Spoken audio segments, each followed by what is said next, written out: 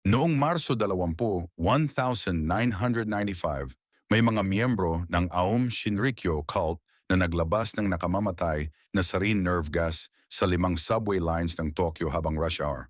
Namatay ang 13 tao, libu-libong napunta sa ospital.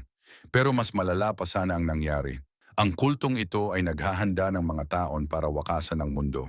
Pinamumunuan ni Shoko Asahara, isang halos bulag na guro na nag-recruit ng mga brillianteng scientists.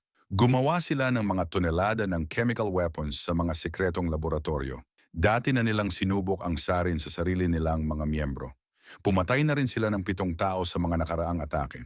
May-ari sila ng Russian helicopter. Sinubukan nilang bumili ng nuclear weapons. Plano nilang simula ng World War III. Kasama nila mga PhD chemists na makakagawa ng sapat na lason para pumatay ng milyon-milyong tao.